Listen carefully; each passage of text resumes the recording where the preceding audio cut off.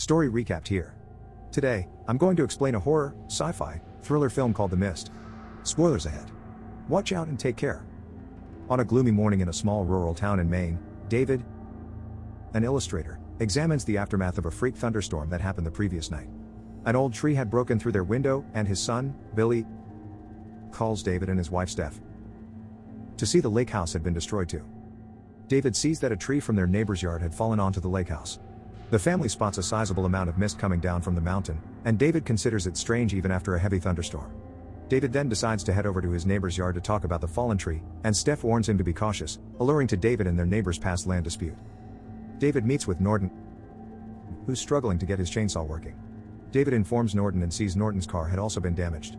Norton then asks David a favor, asking him to go to town to buy materials for repairs. David agrees, thinking it would mend relations with Norton. Norton, David, and Billy head into town, encountering repair vehicles on a convoy with the military. Norton recognizes them as soldiers from a nearby military base working on Project Arrowhead. Norton asks if David knows about the project, and David says speculations range from crashed alien spacecraft to supernatural creatures. They head into the store, and David chats with store employees Sally and Ollie, who are busy tending to many customers. Norton thanks David, and Billy asks David if he and Norton have reconciled. David says it's too early to tell, but for the moment, they are civil. A group of soldiers enters the store, excited to leave the town for a short vacation. One of them, Jessup, shares a smile with Sally before greeting an older woman, Mrs. Riepler. Mrs. Riepler greets Billy, asking him how he managed the thunderstorm before rambling about the storm and how it damaged a significant portion of the town. As Mrs. Riepler talks, David spots a woman, Amanda, who gives him a flirty look. Norton notices a military police officer entering the store and talking to Jessup's group. Sirens are heard from police and the fire department speeding across town. The military police officer then gives Jessup orders to cancel their vacations and to head back to the base as soon as possible. Everyone in the store stops when sirens blare from the military base. A man with a bloodied nose, Dan, comes running into the store, shouting that there are creatures in the mist that took one of his friends. Ollie tries calming him down, but he cries, telling them to lock the store doors. One of the shoppers rushes out to get to his car, but the mist rolls in, enveloping everything. They only hear faint screams from the man. Everyone stares at the store window in silence, seeing nothing but white, when tremors rock the store. The store manager, Bud, tells everyone to stay in the store, but a woman insists she needs to get home to her kids. Mrs. Carmody, a religious nut, says the fog is death and is a sign of the apocalypse. David later meets with Mrs. Riepler, and she introduces him to Amanda, who is new to town. He tends to Billy, keeping him comfortable. Ollie, the store clerk, tells David he can find blankets in the loading dock. David heads to the loading dock and sees the store generator had clogged. He navigates through the darkness, and he hears rattling coming from the store roll-up doors. The banging gets louder, and David runs back into the store, scared. He runs into Ollie and a few others who are on their way to check the generator. David tells them about the noise, and they all go in to investigate. Jim, one of the men, hands them flashlights, and another store employee, Norm, joins them. They discover something is clogging the generator's exhaust, and Norm plans on unclogging it from outside. David objects, saying they don't know what's in the mist, but Jim and Norm want to proceed, saying they don't appreciate David talking down to them just because he's a famous illustrator. David defends himself, saying he's only concerned about everyone's safety, but Jim gets angry, threatening David. The roll-up doors open, and Norm prepares to head out. The thick mist rolls in, and they all make fun of David for being afraid of the mist. Suddenly a massive tentacle materializes from the fog and wraps around Norm's foot before pulling him out. David dives in to help Norm, but the rest of the men are frozen in fear. More tentacles appear, and Ollie rushes to get an axe.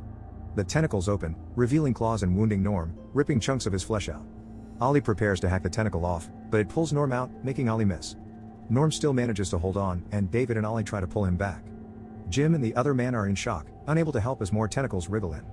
Ollie and David have no choice but to let go of Norm, or else they'll get pulled out too. Norm disappears into the mist, screaming. Ollie rushes to close the doors while David tries to fight off the tentacles. He gets the axe and hacks away at one of the bigger tentacles, chopping off its tip as the door shuts. David then punches Jim, blaming him for Norm's death. Ollie separates the two men, and David continues berating Jim for not helping. They meet back up inside the store and plan on how they would tell everyone. David begins by telling Norton, but he doesn't believe them. David then invites Norton to check the loading dock to see the tentacle and Norm's blood, but Norton becomes hostile, thinking the group would beat him up for payback for suing David. The rest of the people in the store hear the commotion, and David tells them what they experienced. Unsurprisingly, nobody believes them. David then shows them the loading dock full of blood and the disembodied tentacle, but returns to confirm to everyone that what David said is accurate. Some of the shoppers help barricade the windows, but Norton is unconvinced, believing the scene in the loading dock is an elaborate trick. He tries convincing some of the shoppers to leave with him while Mrs. Carmody tells everyone that what's happening to them is foretold in the Bible, and this is the will of God. She continues talking until she becomes the center of the store's attention, and she resorts to scare children. She then declares the mist demands a blood sacrifice. Ollie tries to neutralize the situation, threatening Mrs. Carmody if she continues scaring the people. Billy overhears the soldiers discussing something, but David takes him away. Billy is scared, thinking about his mom, but David reassures him that they'll make it back to her. David meets with the rest of the people, who are arming themselves, and some suggest making torches. Amanda reveals that she has a gun with her and hands it to Ollie, who has had lots of experience shooting. A commotion starts when Norton and a small group decide to head out. David tries to talk them out of leaving, but Norton believes that leaving the store would be the best decision to make, thinking there's nothing dangerous in the mist. David asks one of the men to head out with a rope tied to their waist to retrieve a shotgun in one of the shoppers' cars. A biker volunteers and heads out with Norton's group. David mans the rope tied to the biker's waist until it starts getting pulled. It takes 3 men to pull back the rope, and when they manage to pull the rope back, only the biker's lower half appears. Myron and Jim fix up lights, attaching them to batteries. The lights would illuminate the store in emergencies, in case something gets into the store. Later, a massive flying creature appears in the store window. Soon, more of the creatures appear, and David realizes it's the lights that are attracting them. More enormous creatures then appear and start hunting the giant insects. Jim and Myron rush to turn the lights on, unknowingly making the situation worse. The shop window shatters, and the creatures pour into the store. David tries lighting a mop, turning it into a makeshift torch, trying to fend away the critters. Chaos ensues as more creatures get in, and some of the people get injured and killed. Fire ignites in the store, and David and the others manage to kill several creatures by lighting them on fire, and Ollie kills one of the creatures, saving Billy. They manage to plug up the window hole, and things calm down for a bit. One person says Mrs. Carmody's premonition had come true as she predicted creatures would come for them during the night. David goes around, checking on everyone, and another man seems he had been fatally injured. Amanda sees another person had drunk an entire bottle of sleeping pills. David gathers with some of the survivors, and they discuss the possibility of them leaving, saying how the store is not secure enough. David plans on going to a pharmacy next door to gather supplies for the injured before taking his car and driving away as far as they could. Some of the survivors agree with him, but Amanda is afraid that the mist may cover a farther distance than they think. David acknowledges this but is also concerned about how Mrs. Carmody is slowly garnering a following with her religious rantings and how the situation could worsen the group's paranoia. Carmody keeps babbling about how the mist demands sacrifice, and he's scared the rest of the survivors might start believing her. Amanda says everyone in the store is civilized and would never resort to a barbaric practice, but Dan points out that scared people turn desperate in situations like these. A few hours later, David and a group plan to get to the pharmacy. Billy cries, afraid he'll lose his father, but David promises to return. Carmody then stands in their way, telling them going to the pharmacy will lead the creatures back, bringing God's wrath with them. Private Jessup joins the group, leaving his other soldier companions back in the store. They venture into the mist and successfully make it to the pharmacy. They rummage through the aisles for supplies and find enough medicine for the wounded. They then spot webs in the ceiling and find people wrapped in web cocoons stuck to the ceiling. One of the cocoon people suddenly grabs Jim and is revealed to be the military police officer. He starts apologizing, saying it was their fault. He then starts convulsing, his eyes turning white. Jim then comes across one of the creatures, a giant spider, and Ollie shoots, but more creatures appear and start shooting out acid webs. One man gets his leg wrapped by the acidic webs, and it melts his skin off. The military police officer then drops to the ground and bursts open, hundreds of spiders spewing out. The group is overrun, and they start retreating to the supermarket. Unfortunately, a few members of the group get left behind. They reach the supermarket all shouting and scared. David runs to Billy and holds him tight. The following day, David awakens to Carmody having a sermon with a large group of the survivors listening intently. Ollie says Carmody has become extremely convincing, the group treating her as a prophet, believing what she's saying would come true. Jim is wholeheartedly joined in the sermon. David's group is still decided on leaving. He decides to talk to the soldiers, remembering the military police officer back at the pharmacy who was apologizing and saying it was their fault. They find Jessup and ask him what he knows about the mist. Jessup says he doesn't know anything, and the group notices the other 2 soldiers are missing. The group decides to look for the soldiers in the loading dock, but Jim sees them. They discover that the soldiers had hung themselves. Jessup says the soldiers must have hung themselves after he told them what the military police officer had said. Jim sees this and drags Jessup out to the crowd, announcing to them he heard confirmation that the mist is the military's fault because of Project Arrowhead.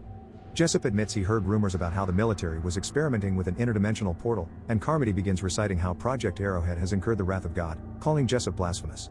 The crowd starts punching Jessup, and one of the men starts stabbing him. Carmody then orders them to feed Jessup to the beasts in the mist, and the crowd carries him out, cheering and shouting. Jessup begs to be taken back in, but Jim locks him out.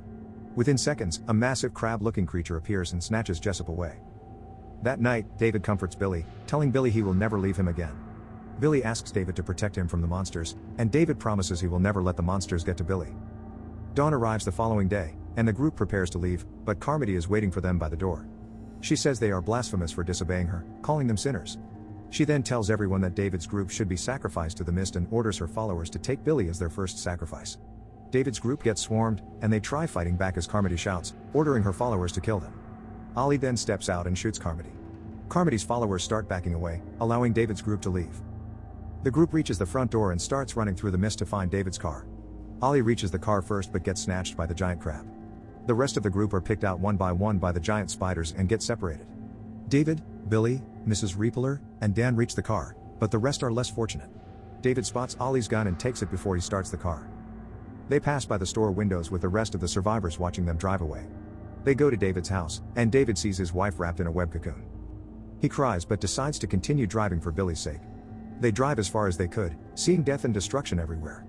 A humongous behemoth filled with tentacles passes them, rocking the car with each step. They continue driving until they run out of fuel, and the car rolls into a stop. David looks around at the car's inhabitants, hopeless and defeated, and can tell they all have one thing in mind. He takes the gun and finds that it has 4 bullets left, 4 bullets for 5 passengers. David would be the odd man out. He starts loading the weapon and fires 4 times in quick succession. David screams in agony before stepping out into the mist. He shouts and stomps, wanting the creatures in the mist to come for him. He hears rumbling, and as he prepares to meet his demise, an armored tank appears. The fog slowly lifts, and a military convoy passes him carrying survivors and soldiers armed to the teeth. David collapses to his knees, his screams filled with pain. The mist clears as soldiers carrying flamethrowers and rifles are lay waste to the creatures. If only they have waited a few seconds more, and they could have all been saved. Subscribe to watch more videos like this. Turn on notifications. And leave a like, it really helps the channel out. Thank you for watching.